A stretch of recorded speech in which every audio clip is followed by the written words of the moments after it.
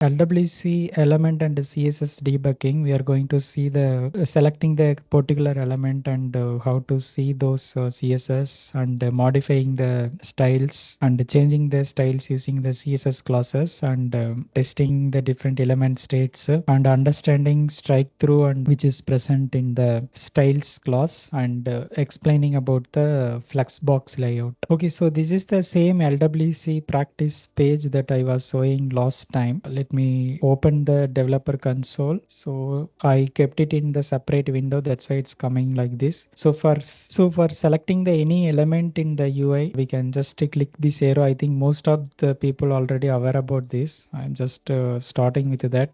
So by selecting that arrow mark and we can select the particular element in the UI. So I'm just selecting this element button. So when we select the element, it will be highlighted in the blue color in this elements tab. Here we can see the button. So you guys can see these red lines. It is a bit disturbing. I am just going to remove that.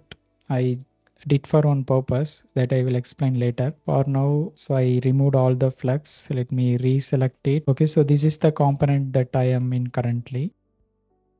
So if we go to the styles tab, here we can see all the CSS applied on this button. And here you guys can see some of the style attributes are strike through. So it means this is not applied on the button. It means it's overwritten by some other class attributes. So here position relative is not working. So we can also see the details about this. What is this attribute we can see. And if there is strike through, it means this is not working. So it's because any other CSS class attribute is overriding this, or this attribute is not supported in this context. So sometimes you may face the issue that you added some CSS attributes and values, but that is not working in the UI. So that time if you see this strike through, you can easily get to know, okay, it's not actually applied. That's why it's not working. You can come to that conclusion.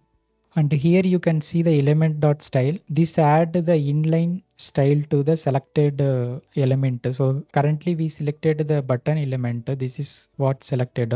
So here we can, whatever we are adding, it will get applied. So for example, if we add a background, so from here only you guys can apply some inline styling and see how it is getting modified in the UI side. After checking here, you can go and update the actual CSS file. Okay, so this is one thing. So in some cases, we may have the scenario like normally search buttons should appear like this, but when we hover over, it needs to come in the different color. So if there is scenario like that, we can easily test that in the DevTools. So for now, I'm just going to uncheck this. If you go, you guys can see when I uncheck, it's strike through. It means this is not effective in the UI, it's not applied. So what I need to do is when I hover over this search button, I need to show the green color, but in normally it should be blue color only, but when I hover over that search button, it should change to the green color. So we can control how elements should perform at the different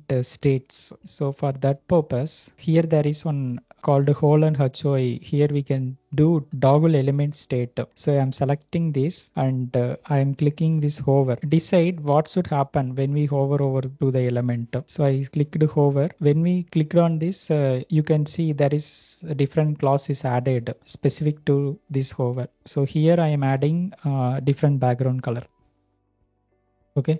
So you guys can see as soon as I added the background color as green here, that default background color attribute is strike through. This is not applied currently. This is applied. So here we can easily check. So if we uncheck it, it goes to blue color. If we check this, it goes to green color. So instead of deploying this, making the changes in the CSS file and deploying and checking the functionality of the element behavior manually, here you can change the style attributes and you can easily check how this looks when we are hover over or when it is active focus. So for all of these states, we can check how this element will look like. Okay, so the next thing is we added some style attributes, and if there is any particular mistake in the style attributes, we can easily identify it. I will show that. Okay. So there is one attribute I added, but I instead of O I provided U. It means it's wrong attribute. So even if you have added wrong attributes in the Visual Studio in CSS file, you can easily identify here. So this, if it is strike through, means this is not getting applied on the UI, and if there is exclamatory symbol, if you select, you can see unknown property name. So this property is wrong. So there can be some cases the property is right, but you provided wrong values. So that time you can see this property values is strike through, and if you go through this exclamatory symbol, you can see invalid property value. So if you have this property and value in your CSS style sheet, and if you return wrongly, you can easily identify from here what is the mistake, whether value is property name is wrong or property value is wrong. You can easily identify that. Now we saw the how to locate the element, and we saw how to apply the inline editing and how to identify the what is the meaning of the strike through warning and the property value warnings. And we also saw how to check the behavior of the element at the different element state. So the next thing is there is one thing called computed. Either we can go to the computed or we can keep it in the styles tab only, but we can click this icon. Hide computed style sidebar or show the computed style bar. So this is how it works. Okay. So now we selected the button element and it is showing all the styles related to that. This can be style classes either you added using the CSS style sheet or it is applied by Salesforce by default. It can be any of that. And here we maximize. Okay, so here the box is showing, right? Inside this is called content area. Content area means content box area. Like here it search is there. This is the content of this button, and this is the area of that content. It is in the blue color, and the next green color it represents padding. So padding is a region between the border and the content area, that is padding. So you can easily locate. Okay, this here you can see in the green also it is showing in the green color, and in this box also it is showing in the green color. And the next border, so it's light border is there, and margin. So there is no margin is applied on this button. So this is how we can locate what is the content area and padding and border and margin in our element. Now we just saw there is no margin applied on the button tag, button element, but there is a margin we can see in the top and bottom. So let's locate that. Okay, so if I click that, you can see yellow margin is getting applied. So not yellow, it's brown. So I selected this div element. So in the div element, this margin is getting applied. So if you guys can see, if I hover over this, so the margin is getting applied. So for what we are using for the margin, SLDS M around medium class we are using for the margin. So now we identified there is element tag, and on top of that we have div tag. As part of the div tag, we applied margin. So margin is not applied on the button. So this is how we can easily check, okay, on which element padding or border or margin is applied, and what is that size, all those things we can check.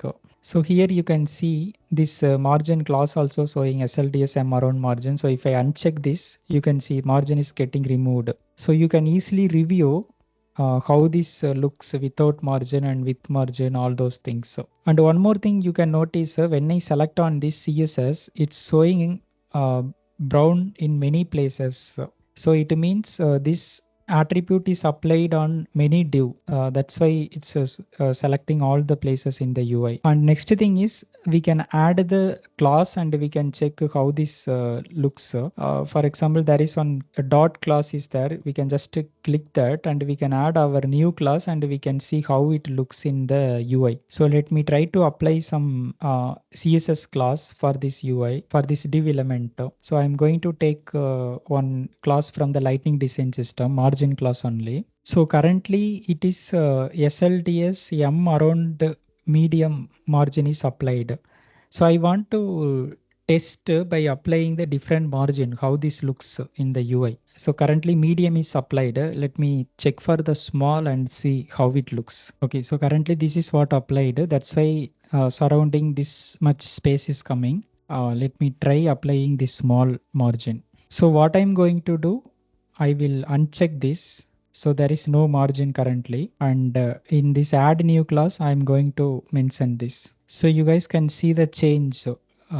So like this we can add this SLDS classes from here itself, and we can check how this works. So we can apply the inline style here, and we can add the class and check by clicking the class selector. Okay, so the next thing is we will see about the flex layout. That will be helpful when you guys are using the lightning layout. So for example, this is on simple layout. You guys know we can divide the layout into 12 and we can have the layout items. So currently 4 things are filled. If you want to see how this structure looks in the background, what you can do same inspect, and you can select this element. So I selected this element. After that, there will be one button called flex. You can click this flex button. So now when you see, you can easily identify how it is divided. So this is one layout item, this is another one layout item, and this is third one, and this is fourth one. So this is how you can easily identify how it is structured in the UI, and based on that you can make the further modifications. So let's look for any one complex layout. So this is also simple. Okay, so this is on nested page layout. So by seeing it, like we can't tell easily like how these are structured, how these are segregated with the layout and layout items. So what I'm going to do, I just click inspect and same select element. We just selected the element. So this central heading is coming. So I selected a flux here. So now you guys can see it is divided into 3. This is the first layout item, and this is the second layout item, and this is the third layout item. So let's review if it is correct. So ignore this red line, it's coming here also. So you guys can see this is one layout item, and this is the second layout item, and this is the third layout item. So single layout is divided into 3 for the header and the main body and footer. And again inside this body there is 3 layout items will be there. That also we can check it by selecting this layout items flex property. I'm expanding it, and in the center only it was there. So there is flex. So now you guys can see it's divided into three part. That is second layout item. Again it is having 3 layout item by adding layout. Let's see whether it is correct. Yeah, it is correct only. So here you can see size is 3. By seeing this box only we can easily identify first and third is having same space, and center is having largest space. So first is having size as 3, and the center is having size as 6, and last one is having size as 3. So now you guys can easily structure this, how it is structured using the layout and layout item. You can easily border it and see how it is defined. Like without this, we may even think, okay, whether this border is applied only till this point or what. It's not like that. It's like evenly splitted into the different layout item. Okay, yeah, so these all I wanted to cover about the elements and the CSS debugging side. If you guys have any doubts, we can discuss. Otherwise, we can go with the next topic.